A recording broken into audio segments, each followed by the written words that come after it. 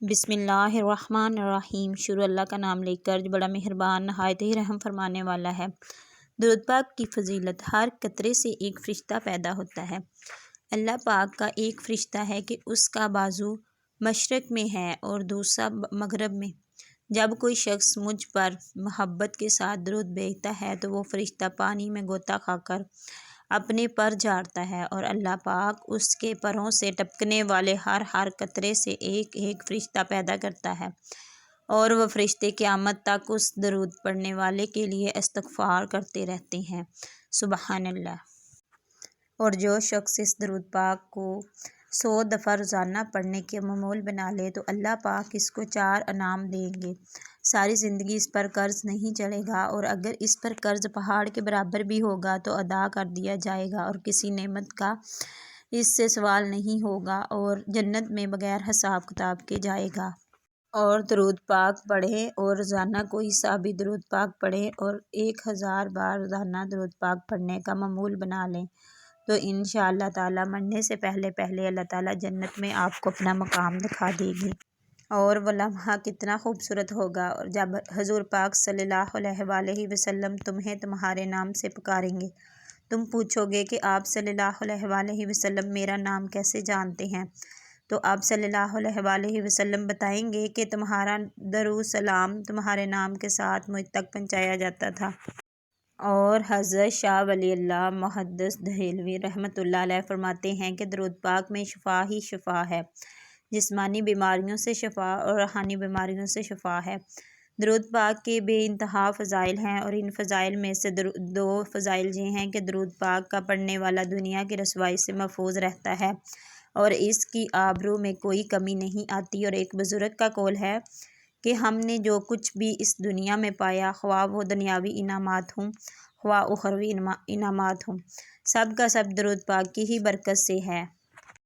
اور درود شریف مسلمان کے لیے ذریعہ مغفرت ہے، اور درود شریف حاجات کے پوری ہونے کا ذریعہ ہے، اور درود شریف ایک عظیم الشان دعا ہے۔ درود شریف جنت کا مختصر ترین راستہ ہے۔ درود شریف ناگہانی اموات اور حادثات سے بچاتا ہے۔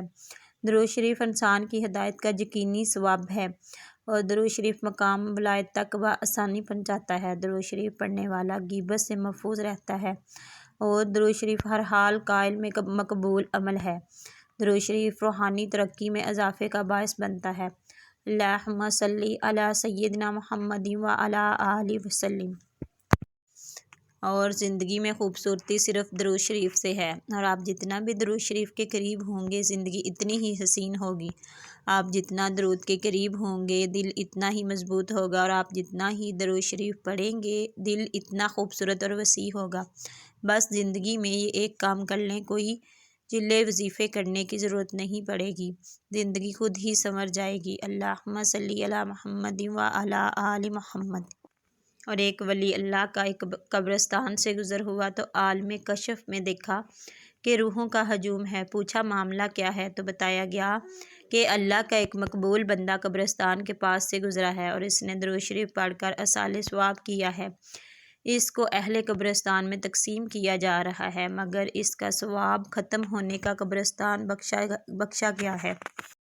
اور حضرت ابو حذیرہ رضی اللہ عنہ تعالیٰ کہتے ہیں کہ رسول اللہ صلی اللہ علیہ وآلہ وسلم نے فرمایا کہ جب میت دفن کی جاتی ہے تو اس کے پاس 2 سیاہ کیری آنکھوں والے فرشتے آتے ہیں، اور ان میں سے ایک کا نام منکر اور دوسرے کا نام نکیر ہے۔ دونوں اس سے پوچھتے ہیں کہ تم میں سے اس آدمی محمد صلی اللہ علیہ وآلہ وسلم کے بارے میں کیا کہتے ہو؟ وہ وہی کہے گا کہ جو دنیا میں کہا کرتا تھا، یعنی محمد صلی اللہ علیہ وآلہ وسلم اللہ کے بندے اور اس کے رسول ہیں، اور میں گواہی دیتا ہوں کہ اللہ کے سوا کوئی نہیں، اور محمد صلی اللہ علیہ وآلہ وسلم اس کے بندے اور رسول ہیں۔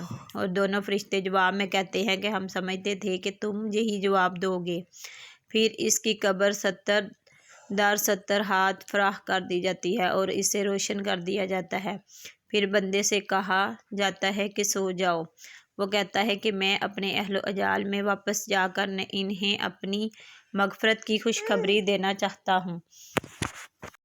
فرشتے جواب میں کہتے ہیں کہ یہ ممکن نہیں، بلکہ اب تم دلہن کی نیند سو جاؤ۔